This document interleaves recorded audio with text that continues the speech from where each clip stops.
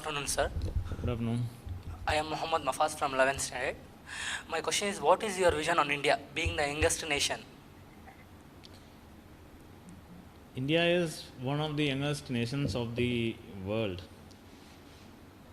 The average age of Indians is less than 30, which is a very coveted position when we consider other world nations. The advantage which a young nation brings is that you have very less people to take care of, which is like your number of dependents per person is less. When you become an old nation, you will have more number of older people, and each working man will have to take care of more number of people. When you are a younger man, when you are a younger nation, each working man will have to take care of lesser number of people who are not working. So that is the difference between a younger nation as well as an older nation. So when you are a young nation, every man working will have his own resources which he can utilize to make the nation develop. He'll have money, he'll have time, he'll have other resources which can be used for productive changes in the society. So considering that India is a young nation and that we have immense manpower who are half trained, who are yet to be trained, and who are full trained, it gives us immense possibility to develop our country in terms of infrastructure, in terms of economy, in terms of educational development, in terms of human resource development also. It is like if we, with the various policies which are undertaken by the various governments of the country, we have managed to educate a majority of the Indians now. As per latest data from the United Nations, the poverty, that is the incidence of multidimensional poverty in the country, has fallen from 55% to some 16% over a span of 15 years. It means that lesser number of people are poor these days. It means that the social elevation or the social development of all the people of the country has been happening for the past 10-15 years, and it will continue to happen. So being a young nation, every student or every young man has a responsibility to develop his skills, to develop his knowledge, so that it affects and it helps in the development of the whole society as a whole.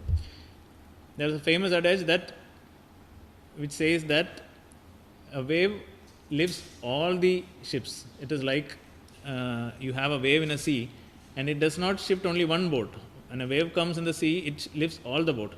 So the advantage of a young nation is that when each young man decides to work for the development of the country, it will lead to the full or wholesome development of the country in terms of access to health, in terms of reduction of poverty, in terms of access to education, in terms of employability. It is like more people will be educated, it means that more people will be employed. It means that when more people are employed, it means that more people will have resources to take care of health, which will improve the health status.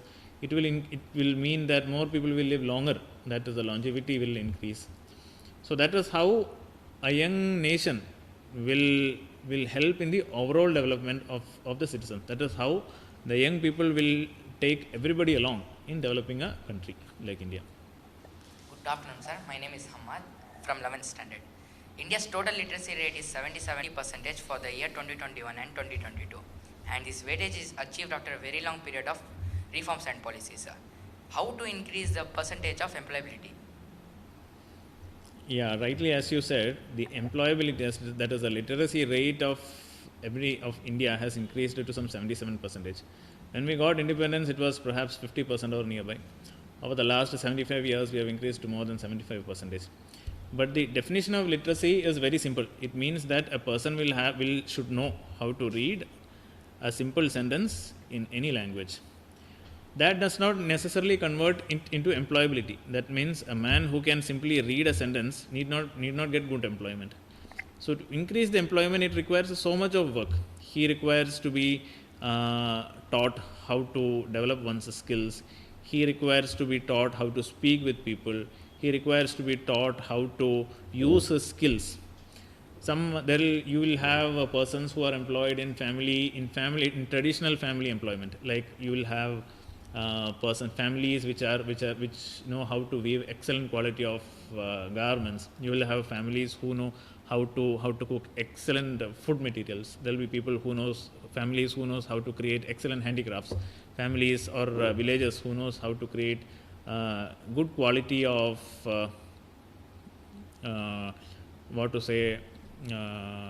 toys. So those are also employability, but they are all limited employability. So once we develop their skills so that it suits the demands of the market, so that we teach them how to develop their own skills so that it is required in the international stage, so that their products gets delivered or their products gets demand in the international stage. That is how employability increases. So for that we require adequate skill development in the sense that is hard skills as well as soft skills. So hard skills are the skills which you do with your hand or with your mind. You do a job, or you learn something, or you make a product, or you give a service. That is one kind of employability. You start a company. That is one kind of developing a hard skill. The other is the soft skill, which is like you need to know how to speak with people, how to market your product, how to sell your product, or how to convince your boss, or how to convince your employer that I am worth for an employment. And so these things depend upon the skills that we develop, the exposure and the experience that we learn over our educational time, the exposure that we get from our schools, the exposure that we get from our colleges, exposure that we get from our workspaces. So basically converting the literacy rate that we have to employability requires development in these two things. One is the hard skills, that is the basic skill, what we learn, be it engineering or be it medicine or be it nursing or be it liberal arts. So that skill, as well as the soft skill, which is like dealing with public, how to mingle and engage in a society, how to convince people, how to speak with people, and all that. So once we are good in these two aspects, we'll have the good literacy rate that we have now will get automatically converted to good employability.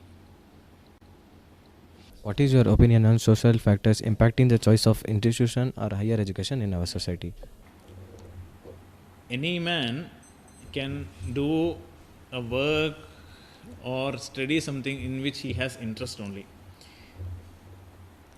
So it is always necessary that one finds what is one's passion. I have a few friends who, after completing their engineering, went to journalism. I passed out from IIT Kharagpur. After graduating, doing my engineering, I have a few friends who went to business of restaurants. So it is always like if you need to invest your time and your energy in things which you like, only then your full productivity and your full efficiency will come out. But at times students take so much time to understand what is their passion, or understand what is meant for them. It at times require a trial and error. Say you start learning a course and then you find that it does not fit in. You will have innumerous number of actors or politicians who would not have completed their normal graduation because they found that this is not their vocation, but the other thing is their vocation. That is, if we would have made a few good actors of us to study a course in engineering, we would have lost their acting skills. We wouldn't have known that they were good actors. So the choice of a university or the choice of your study should always be dependent on what suits you or what you like. We call it by a term aptitude. Only if you have aptitude in something. You may have aptitude in sports, you may have aptitude in liberal arts, you may have aptitude in technology, you may have aptitude in drawing, you may have aptitude in making things. So everybody should select their courses or select their higher education based on what is their aptitude. But it takes so much time to learn what is aptitude. That is what we always lack, which is why generally students go with what parents say. But there may be students, at least some 50-60% of the students will not know what is their aptitude, or what do they like to do, or what are they planning to do with life. But 40% students will know that they are going to do this, and they'll be very clear on that. So developing one's aptitude, developing one's mindset to understand what one likes is something which happens in schools and colleges. And I feel that it is a responsibility of the teachers to guide the students to identify their real aptitude, identify things that they like, and then frame and then model or mold their career as well as life based on what they like. So on that regard, schools and the universities has so much of role to play.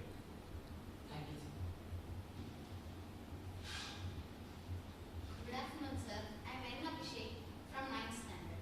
My question is, what according to you is the responsibility of students in nation building, sir? See, in a very young country like India, the students has a huge responsibility in building the nation. But I can tell that in very simple words, what ideally a student should do and what will help in nation building.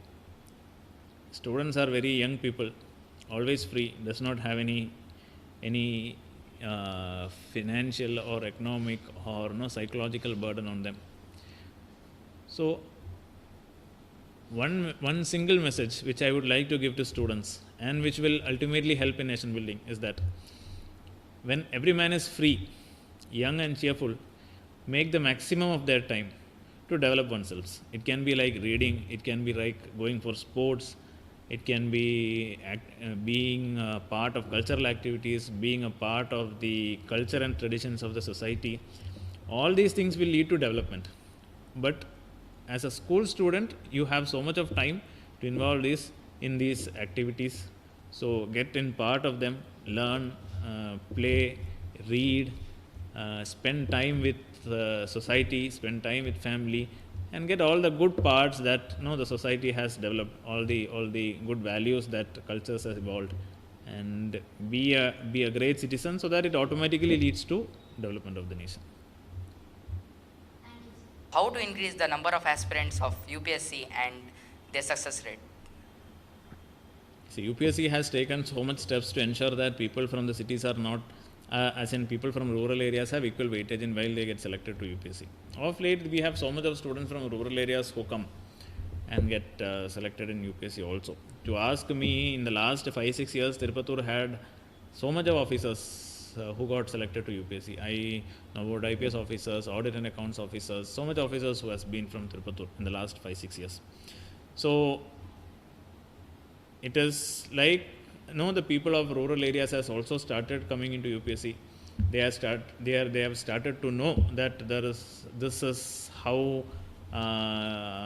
this is a chance for them to contribute into nation building, that getting into UPSC or attempting UPSC and then being an IPS officer or an IAS officer is their part, is their contribution to the society or to nation building. So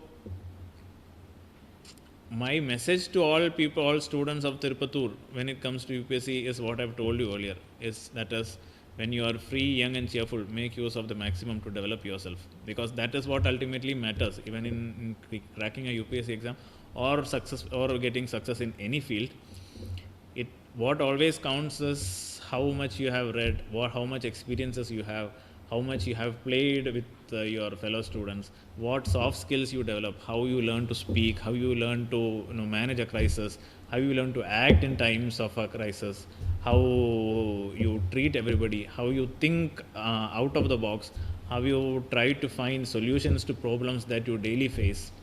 If we all start sitting and reading textbooks, that does not happen. No problems will come. Problems will come, and the capability to solve those problems will come only with social interaction with students, interaction with friends, interaction with society, interaction with elders, interaction with teachers, and then reading books, watching movies, playing with people, participating in cultural programs, participating in other programs. Only then we will become a multidimensional personality who will be an asset to the country. So that is my message, be it in national development or be it clearing in UPSC. What always matters is try to develop yourselves by reading more, by getting more experiences, by interacting with more people, by pursuing your interest, and by being a balanced and proper citizen.